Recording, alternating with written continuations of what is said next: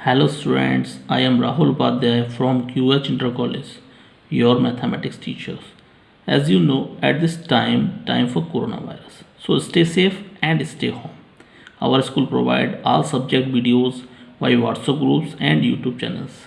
So in this series आज हम NCERT mathematics में क्लास 12th के एक चैप्टर 3 जिसका नाम है मैट्रिक्स यानी आव्यू। क्लास 12th में आव्यू जो हमारा चैप्टर नंबर 3 है उसको हम यहाँ पर रीड करेंगे, आज पढ़ेंगे। मैट्रिक्स, सबसे पहले मैट्रिक्स वर्ड आपके लिए नया शब्द है, आपने इससे पहले शायद ना पढ़ा हो। क्लास 11th में भी इसका बहुत ज़्यादा जिक्र नहीं है, यहाँ पर आपके लिए थोड़ा नया है, तो हम इन चीज़ों को बहुत केयरफुली होकर समझेंगे, कैसे करना है ये आपको अच्छी तरह समझाया जाएगा। मैट्रिक्स स्टार्ट करते हैं। मैट्रिक्स से पहले हमारा जो सेकंड चैप्टर है ट्रिग्नोमेट्रिक फंक्शन, उसे हम क्लास में रीड कर चुके हैं। तो अब सेकंड चैप्टर कंप्लीट है, तो हम आज थर्ड चैप्टर से स्टार्ट करेंगे। Matrix rectangular array of numbers और फंक्शंस। इसका डेफिनेशन है रेक्टेंगुलर एरे ऑफ नंबर्स और फंक्शंस, फलनों और संख्याओं का व्यवस्थित रूप आयताकार रूप में। फलनों और संख्याओं का व्यवस्थित रूप आयताकार रूप में। इसकी परिभाषा है कि हम संख्याओं और फलनों को आयताकार फॉर्म में अगर हम लिखते हैं तो वो अरेंजमेंट हमारा मैट्रिक्स कहलाता है, आव्यू कहलाता है। Most students are comfortable both language Hindi and English, so हम दोनों ही भाषाओं में हम इसका यूज़ कर रहे हैं। और वैसे तो हिंदी मीडियम के स्टूडेंट्स हैं, हिंदी में समझ लेंगे, और इंग्लिश मीडियम वाला इंग्लिश मीडियम समझ लेते हैं। तो ज़रा देखेंगे, हम आगे की तरफ बढ़ते हैं कि आप समझेंगे व्यवस्थित रूप को ही हम एरे कहते हैं। सर कह रहे एरे शब्द आपने नहीं पढ़ा। एरे फॉर अरेंजमेंट है, व्यवस्थित किसी चीज़ की व्यवस्था, वो व्यवस्थित करना एरे कहलाता है, एरे फॉर अरेंजमेंट। तो जैसे हम किसी एग्जांपल ले लेते हैं, हमने कोई एलिमेंट्स लिख लिए 1 2 3 4 5 6, और इसे इस तरह के ब्रैकेट्स में जो हमने यहाँ पे क्लोज कर दिया, बंद कर दिया, और इसे हमने ए से रिप्रेजेंट कर दिया। तो ये इस तरह का एक रेक्टेंगुलर अरेंजमेंट हो गया, जिसमें 1 2 3 एंड 4 5 6 ये अरेंजमेंट एक रेक्टेंगुलर अरेंजमेंट हो गया, जो फलनों और संख्याओं को व्यवस्थित रूप का आयताकार रूप है। यहाँ संख्याओं को हमने लिया है, संख्याओं का व्यवस्थित रूप हो गया ये, तो इसको हमने मैट्रिक्स कहा। क्या कहा? मैट्रिक्स कहा। अब देखिए, अब ये 1 2 3 4 5 6 ये here 1 2 3 4 5 6 are elements of matrix. यहाँ पर जो आपको कह रहे हैं सर ये क्या है 1 2 3 4 5 6, यहाँ हमने एक एग्जाम्पल ले लिया है। तो ये 1 2 3 4 5 6 नंबर्स हैं जो इस मैट्रिक्स के तत्व या अवयव कहलाएंगे। तत्व या अवयव, अवयव शब्द आपको समझ आता होगा, अवयव कहलाएंगे। तो ये इसके तत्व या अवयव कहलाएंगे। अब थोड़ा सा हम आगे चलते हैं। देखिए, सबसे पहली बात तो ये है कि इस मैट्रिक्स में ये जो पूरा हमारा एक सिंगल रो है, इसको हम रो यानी पंक्ति कहते हैं, और एक सेकेंड रो हमारा आ जाता है जिसको भी हम रो ही कहते हैं, पंक्ति कहते हैं, बात एक ही है। और यहाँ पर 1 2 और ये 3, इसमें जो इस मैट्रिक्स में 3 कॉलम्स हैं, सभी में अलग अलग होंगे, किसी में 3 होंगे, किसी में 4 होगा, किसी में 1 होगा, वो अलग बात है। अभी हमने जो एग्जांपल लिया है वो अलग है, उसका अरेंजमेंट रोज़ में 2 रोज़ हैं और कॉलम्स में 3 कॉलम्स हैं, यानी पंक्ति 2 हैं और स्तंभ 3 हैं। तो पंक्ति और स्तंभों की संख्या के अनुसार हमने ये अरेंजमेंट किया हुआ है। तो ये एक मैट्रिक्स बन गया। अब इसमें थोड़ा सा हम आगे बढ़ते हैं, तो हमारा सबसे पहले आएगा आपका जो आव्यूह का क्रम, ऑर्डर ऑफ मैट्रिक्स, आव्यूह का क्रम। अब आव्यूह का क्रम होता क्या है? आव्यूह के क्रम के लिए सबसे इजी सी बात है कि आप जो है ये याद कर लीजिए, number of rose into number of columns. Number of रोज यानी पंक्ति की संख्या, और नंबर ऑफ कॉलम्स का मतलब स्तंभ, यानी पंक्ति जितनी है और स्तंभ का अगर मल्टीप्लिकेशन करके हम लिख देते हैं, मल्टीप्लाई करके यहाँ पे डिनोट कर देते हैं, रिप्रेजेंट कर देते हैं, तो वो हमारा आव्यूह का क्रम कहलाता है। अगर हम नंबर ऑफ रोज को यानी पंक्तियों की संख्या को m से नोट कर लें और स्तंभों की संख्या को n से नोट कर लें तो m क्रॉस n ये जो है ऑर्डर कहलाएगा, क्रम कहलाएगा किसी भी मैट्रिक्स का। अब हमने देखें कि हमारा जो ऊपर एग्जाम्पल दिया हुआ है इसमें कितनी रोज हैं, 2 रोज हैं, और कॉलम्स कितने हैं, 1 2 3 कॉलम्स हैं। तो हमारा जो ऑर्डर हो गया वो 2 क्रॉस 3 का हो गया, 2 क्रॉस 3, पहले रोज और फिर कॉलम्स। ऐसा नहीं है कि कॉलम्स आप इधर लिख लें, रोज आप इधर लिख लें, ये गलत होगा। 2 क्रॉस 3 का हमारा ऑर्डर होगा, आपको इसी तरह लिखना होगा। और किसी भी मैट्रिक्स के कॉर्नर पे यहाँ पे इस तरफ से सफिक्स कह सकते हैं, या कॉर्नर पर हम इस तरह इस मेथड से, ऐसा नहीं कि हम 2 × 3 का मल्टीप्लाई करके लिखते हैं, कॉलम्स को अलग लिखें, रोज को अलग, रोज इंटू कॉलम्स के फॉर्म में ही लिखें, तभी हमारा वो ऑर्डर कहलाता है। ध्यान देने वाली बात है, ध्यान दीजिएगा। तो बहुत आसान सी बात है कि m को हम नंबर ऑफ रोज के मतलब पंक्तियों की संख्या को कहते हैं, और n को हम कॉलम्स की संख्या को प्रदर्शित करते हैं, और m × n के रूप में हम किसी भी बात को आसानी से लिख देते हैं। हम इसको इस जो हमने अभी आपको रीड कराया है, जो पढ़ाया है, उसको हम आपको एग्जांपल्स के थ्रू कुछ समझाने की कोशिश करते हैं। एक एग्जांपल लेते हैं। हमने एक एग्जांपल ले लिया यहाँ 1 5 2 6 3 7 4 8 1 2 3 4 5 6 7 8, और इसको इस तरह रेक्टेंगुलर एरे में अरेंजमेंट कर दिया और इसको ए नाम दे दिया। अब आप बताओ इसमें रोज़ कितनी है। रोज़ 1, ये फर्स्ट रो हो गई, second row, third row, fourth row, 4 rows हो गई, और कॉलम्स आपके कितने हैं 1, और ये आपका 2, यानी 1 कॉलम ये है, दूसरा कॉलम ये है। यानी अगर हम इसका ऑर्डर लिखते हैं तो 4 × 2 यानी m क्रॉस n का मतलब 4 × 2 हो गया। आ गया होगा ना बच्चों समझ में, बहुत आसान है और सीखना बहुत आसान है, आप थोड़ा सा ध्यान दीजिए। तो जो रोज़ होगी हमको पहले लिखनी होगी, कॉलम्स हमको बाद में लिखने होंगे। अब इसी का सेकंड एग्जांपल ले लेते हैं। हमने यहाँ फंक्शंस में ले लिया x y z a m n o p, कुछ भी ले सकते हैं हम, और इसमें रोज़ आपकी कितनी है ज़रा ध्यान दीजिए, बताइए 1 2, और कॉलम्स कितने हैं 1 2 3 4 कॉलम्स। तो इसका ऑर्डर कितना होगा 2 × 4, m क्रॉस n की फॉर्म में 2 × 4। m क्या है पंक्तियों की संख्या और n क्या है स्तंभों की संख्या, तो m क्रॉस n का फॉर्म हो गया, और ये हमने आसानी से यहाँ पे नोट कर दिया, और ये ठीक इसके कॉर्नर पे यहाँ पे नोट कर दिया जाता है। किसी भी मैट्रिक्स में यहाँ पर इसको ऑर्डर दिया जा सकता है, लिख भी सकते हैं और नहीं भी लिख सकते हैं। अगर ऑर्डर क्वेश्चंस अगर आता है तो आपको उसमें हमें इस तरह बताना होगा, अलग से लिखना होगा कि इसका ऑर्डर ये है। Is that clear? मेरा मानना है कि आप सबको समझ में आ गया होगा किसी मैट्रिक्स का क्रम क्या होता है, मैट्रिक्स क्या होता है। मैट्रिक्स की स्टार्टिंग मैंने कर दी है कि मैट्रिक्स आपकी समझ में थोड़ा आसानी से आने लगे। बहुत आसान सी चीज़ है, धीरे धीरे बाकी सब चीज़ें भी आसानी से आपको समझ में आने लगेंगी। बस केयरफुली होकर मेरे इस वीडियोस को आसानी से एक एक चीज़ करके पॉज करते हुए चीज़ों को नोट करते हुए नोट्स बना लें, जिससे आपको आगे भी दिक्कत नहीं आए।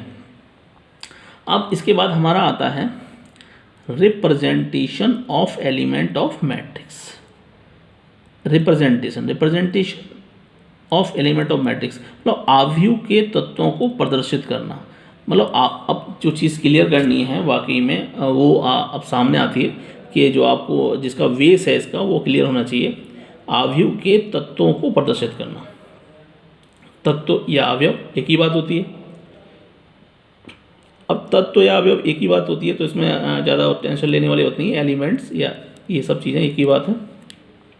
जैसे हमने यहाँ ए इक्वल कोई मैट्रिक्स लिखा, ये A11 A12 A13 A21 A22 A23 A31 A32 A33 यहाँ लिख लिया।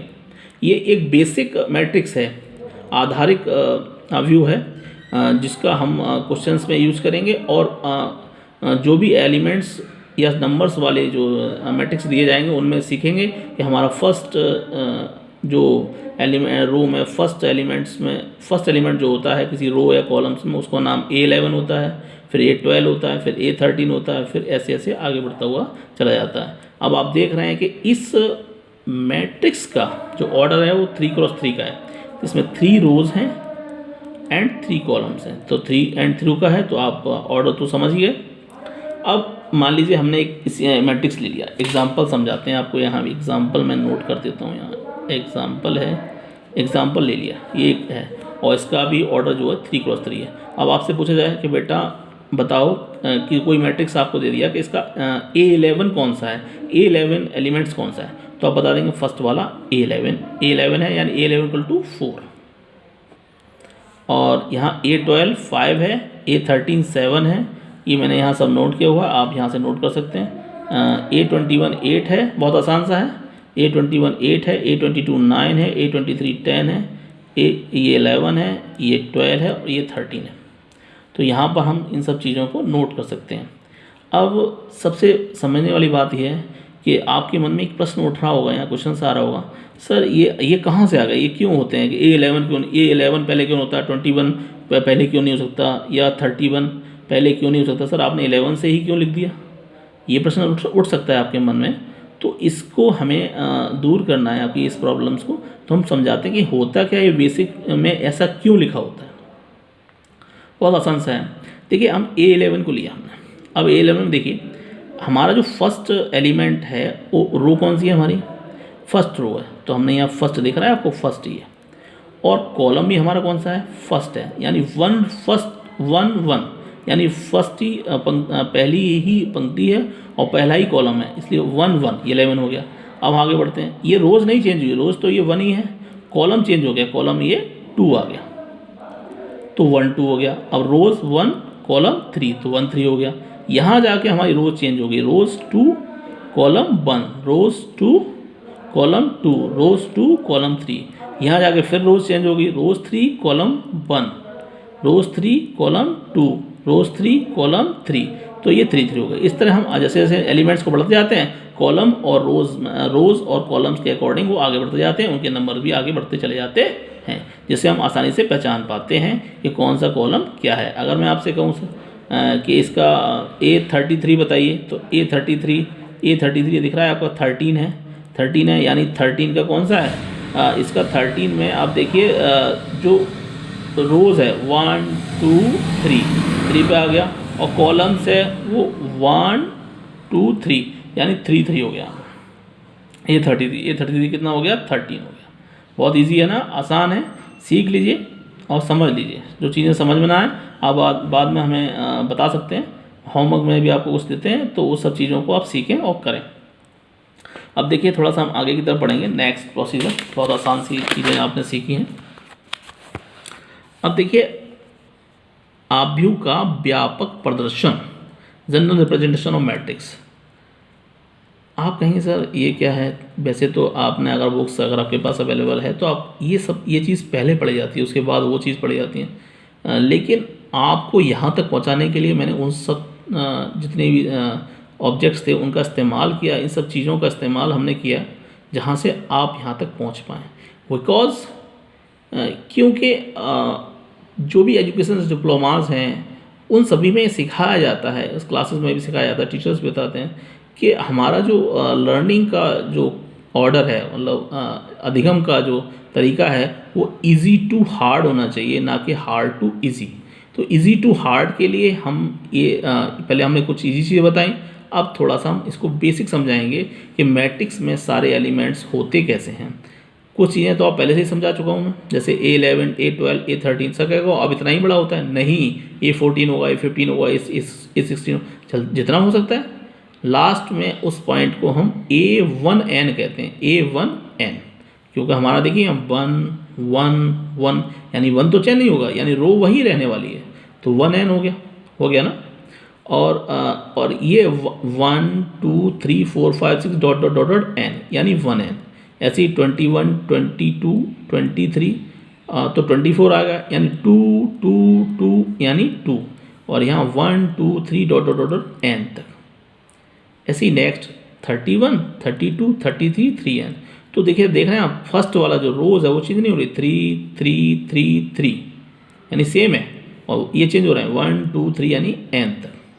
ऐसे ही नीचे AM1 M2 M3 AMN, आप सर कहेंगे कि अब ये वाले चेंज है, देखो ये चेंज हो रहे हैं 1 1 1 1 नो चेंज 1, और 1 2 3 dot dot dot dot m 2 2 2 2 no change 1 2 3 dot dot dot M, 3 3 3 3, 1 2 3 dot dot dot M, ये एम तक, ये जो चल रहे हैं वो एम तक जा रहे हैं, और जो सेम है वो नीचे तक सेम रहेंगे।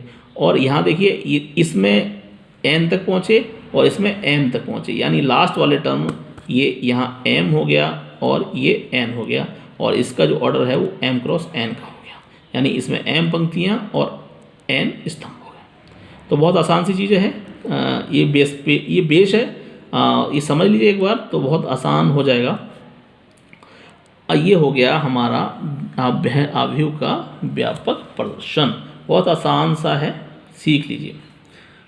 अब आपसे कहा जाए सर इसको रिप्रेजेंट करने का और कोई तरीका है, तो बहुत आसान सी चीज़ है, ए इक्वल ए आई जे एम क्रॉस एन के रूप में भी हम इसे रिप्रेजेंट करते हैं, ए क्रॉस एन के रूप में भी हम इसे रिप्रेजेंट करते हैं। देखिए ज़रा, आप कहेंगे सर ये आई जे एक नया सिस्टम आ गया कि ये क्या है आई जे, तो आपको बताया कि जैसे हमने यहाँ A11 लिखा हुआ है 11, तो 11 में फर्स्ट वाले को हम ये जो है वो आई है 1 इक्वल टू आई, और सेकंड वाला 1 जे है। जैसे ये A12 लिखा हुआ है A12, तो हम यहाँ A12 लिख दें, तो A12 में जो फर्स्ट वाला है वो आई इक्वल टू 1 है एंड जे इक्वल टू 2 है। समझ गए ना आई जे क्या है, एम क्रॉस एम, इसको रिप्रेजेंट कर सकते हैं। ये 1 मार्क्स का क्वेश्चन हो सकता है, ये ध्यान रखने वाली बात है, 1 नंबर में आपसे पूछा जा सकता है इसका रिप्रेजेंटेशन। अब थोड़ा सा आगे चलते हैं, आव्यूह के तत्वों की संख्या, आव्यूह में कितने तत्व होते हैं ये हम कैसे बताएंगे। ये बहुत आसान सा है, आव्यूह में तत्वों की संख्या निकालना। कैसे हम आव्यूह के तत्वों की संख्या, नंबर ऑफ एलिमेंट्स और इन मैट्रिक्स, बहुत आसान सा है। जैसे ये कोई मैट्रिक्स लिया, बी से भी रिप्रेजेंट करते हैं, सी से जैसे भी रिप्रेजेंट करना चाहें, जैसे भी दिया गया हो। इसमें देखिए रोज़ हैं 1 2 3 और कॉलम्स हैं 2, तो हमारा ऑर्डर हो गया 3 क्रॉस 2। तो बहुत सारे नंबर ऑफ एलिमेंट्स निकालने के लिए जो भी ऑर्डर दिया गया है, ऑर्डर उसको उठाइए, उन दोनों का मल्टीप्लाई कीजिए, 3 2 जा 6, तो कुल तत्व हमारे पास कितने हो गए 6। किसी भी आव्यूह के तत्वों की संख्या निकालने के लिए हम उस ऑर्डर को उठाएं, ऑर्डर को मल्टीप्लाई कर दें, तो वो हमारे निकल के जाते हैं तत्वों की संख्या। Is that clear? ओके, मेरा मानना है सब समझ में आ गया होगा। अब हम थोड़ा सा मैट्रिक्स को समझ गए, मैट्रिक्स होता क्या है क्लियर हो गया। अब कुछ हम आगे की तरफ बढ़ते हैं, टाइप्स ऑफ मैट्रिक्स, आव्यूह के प्रकार पे।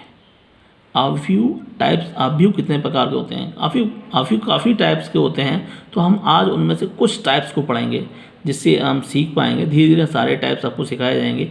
आव्यूह का बेसिक नॉलेज आप बहुत ज़्यादा है, उसको सीखना पड़ेगा, उसके बाद ये एक्सरसाइज आपकी स्टार्ट हो पाएगी। तो सबसे पहले हमारा आता है रो मैट्रिक्स। रो मैट्रिक्स यानी पंक्ति आव्यूह, पंक्ति आव्यूह। देखिए जितने भी हम मैट्रिक्स में बताऊंगा अभी उसका मीन्स उसी के वर्ड में छिपा हुआ है, उसके वर्ड में छिपा हुआ है, शब्द में छिपा हुआ है, उसका शब्द में ही उसका आधार ज्ञान है। पंक्ति यानी पंक्ति आव्यूह, वह आव्यूह जिसमें एक पंक्ति हो, वह आव्यूह जिसमें एक पंक्ति हो। देख रहे हैं ये आव्यूह, देख रहे हैं आप, ए से रिप्रेजेंट किया 1 2 3, कुछ है नहीं, सिर्फ 1 2 3, तो 1 2 3 में एक ही तो रो है, ये रो जो है हमारा एक है, और ये फर्स्ट रो है, और इसमें कॉलम्स कितने हैं 1 2 3, तो हमारा जो ऑर्डर है वो 1 क्रॉस 3 का हो गया। यानी पंक्ति तो एक ही है, कॉलम्स चाहे कितने भी हो उससे मतलब नहीं है। यहाँ तक भी हम रोक सकते थे इसको, तो इसमें पंक्ति तो एक ही रहती, और स्तंभ जितने भी हों 4 हों 6 हों, उससे कोई मतलब नहीं, लेकिन पंक्ति एक ही होना चाहिए, बस वो हमारा रो मैट्रिक्स कहलाएगा। बहुत आसान सा है, एक ही पंक्ति होनी चाहिए, कॉलम्स कितने भी हों, स्तंभ कॉलम्स यानी स्तंभ कितने भी हों, पंक्ति एक ही होनी चाहिए, वो हमारा पंक्ति आव्यूह कहलाएगा। अब इसके बाद ठीक आगे है कॉलम मैट्रिक्स, स्तंभ आव्यूह। स्तंभ आव्यूह क्या है, वह आव्यूह जिसमें एक स्तंभ हो, वह आव्यूह जिसमें एक स्तंभ हो। वह सेम है जैसे एक पंक्ति हो, मैंने कहा जो डेफिनेशन है, जो परिभाषा है उसकी, उसका स्टार्टिंग में जो शब्द दिया उसी में छिपा हुआ है उसका अर्थ। मीन रटने की आवश्यकता नहीं है, किसी को रटना नहीं, बार बार स्तंभ आव्यूह होता है, बहुत आसान सी बात है। स्तंभ जिसमें सिर्फ एक ही स्तंभ हो, जैसे ये मैंने एग्जांपल दे दिया 1 2 3, एक ही कॉलम है, एक ही स्तंभ है, इसमें से कॉलम मतलब स्तंभ एक ही है, लेकिन पंक्ति 3 है, तो इसका ऑर्डर कितना होगा 3 क्रॉस 1, यानी एक एग्जाम्पल होगा। सिर्फ एक ही स्तंभ होना चाहिए, पंक्तियाँ चाहे कितनी भी क्यों ना हो, हम रिप्रेजेंट कर पाएंगे उसे स्तंभाव्यूह से। क्लियर। इसके बाद हमारा थर्ड क्वेश्चन, थर्ड जो टाइप्स है उस पर बढ़ते हैं। आयताकार आव्यूह। आयताकार आव्यूह क्या होता है? बहुत आसान सी बात है। आयताकार आव्यूह जैसे शब्द में ही छुपा हुआ है, आयताकार आव्यूह। ठीक है, जैसे यहाँ लिखा है मैंने, m is not equal n, m n के बराबर नहीं है, m n के बराबर नहीं है, यानी यहाँ रो ये देख रहे हैं आव्यूह में रोज कितनी है 2 और कॉलम्स कितने हैं 3 हैं, यानी रोज को हम किसे पंक्तियों को हम किससे पता करते हैं m से, और कॉलम्स को हम किससे पता करते हैं n से। तो m is not equal to, यानी m is not equal to n, यानी 2 3 इज़ नॉट इक्वल 2, 2 के बराबर तो है नहीं, यानी पंक्तियों की संख्या अगर स्तंभों की संख्या के बराबर नहीं है और ऐसा आव्यूह है तो उसे हम आयताकार आव्यूह कहते हैं। नेक्स्ट एग्जांपल ले लो, ये एग्जांपल ले लिया जैसे हमने ऊपर लिखा हुआ था 1 2 3, पंक्तियों की संख्या यहाँ 3 है और स्तंभ एक ही है और इसका ऑर्डर 3 क्रॉस 1, तो ये भी आयताकार आव्यूह कहलाएगा। बहुत आसान है ना बच्चों, बहुत ही आसान मैट्रिक्स है, स्टार्टिंग है, बस ध्यान रखना ये चैप्टर्स का बहुत इंपॉर्टेंस है बोर्ड एग्जाम्स में। जितना हम इसको चैप्टर्स ऐसे हैं जो ही निश्चित रूप से आते हैं तो थोड़ा ध्यान देने वाली बात है इन पर। तो अब इसके बाद आयताकार आव्यूह के बाद हम चलते हैं वर्ग आव्यूह की तरफ। वर्ग आव्यूह बहुत आसान से, जैसे मैंने ऊपर लिखा था m is not equal to n, मैंने यहाँ लिख दिया m इक्वल n, मतलब m बराबर n, मतलब पंक्तियों की संख्या स्तंभों की संख्या के बराबर होना चाहिए, वही कौन सा आव्यूह हो जाता है? वर्ग आव्यूह। जैसे मैंने ये एग्जांपल ले लिया तो इसमें आप देख रहे हैं कि 1 2 3 4 1 2 3 4 ये लिखा हुआ है। अब इसमें 2 ही पंक्तियाँ हैं और 2 ही स्तंभ हैं, यानी इसका ऑर्डर कितना होगा 2 क्रॉस 2, यानी m इक्वल n, यानी पंक्तियों की संख्या किसके बराबर हुई? स्तंभों की संख्या के बराबर। इसका मतलब ये कौन सा आव्यूह हो गया? वर्ग आव्यूह। सेकंड एग्जांपल ले लें तो ये देखिए इसका ऑर्डर 3 क्रॉस 3 है, 3 ही पंक्तियाँ हैं, 3 ही आव्यूह हैं, यानी m का वैल्यू भी 3 है और n का वैल्यू भी 3 है। आसान है ना बच्चों? तो हम इसको कहेंगे वर्ग आव्यूह। तो अब हम ये वर्ग आव्यूह हो गया, ये आयताकार आव्यूह हो गया, ये कॉलम मैट्रिक्स, रो मैट्रिक्स, पंक्ति आव्यूह, स्तंभ आव्यूह, ये टाइप्स हो गए। ये 4 टाइप्स अभी मैंने बताए, बहुत सारे टाइप्स हैं, मैं आपको आगे बताऊंगा, जिससे अभी आप इतना करिए और सारी डेफिनेशंस को तैयार करिए, सारी चीज़ों को ध्यान में रखिए कि कौन सा आव्यूह कैसे है। और जो मैंने आपको पीछे यहाँ बताया हुआ था कि नंबर ऑफ़ एलिमेंट्स कैसे निकालते हैं, आव्यूह के तत्वों की संख्या, उसके बाद मैंने आपको आव्यूह का व्यापक प्रदर्शन बताया, और उससे पहले मैंने आपको यहाँ पर बताया हुआ है एग्जाम्पल के through representation of elements of matrix, आव्यूह के तत्वों का प्रदर्शन करना सिखाया। आव्यूह के तत्वों का प्रदर्शन कैसे करते हैं ये सब चीज़ आप सीख ही गए। उससे पहले मैंने आपको स्टार्टिंग में बताया था कि मैट्रिक्स का डेफिनेशन क्या है, बहुत आसान है, फलनों और संख्याओं को व्यवस्थित करके लिख देना ही मैट्रिक्स है, ये मैंने आपको समझाया है। अब इससे आगे का मैं नेक्स्ट क्लास जो होगी according to the time table, उसके अकॉर्डिंग मैं आपको बताऊँगा। तब तक के लिए गुड बाय।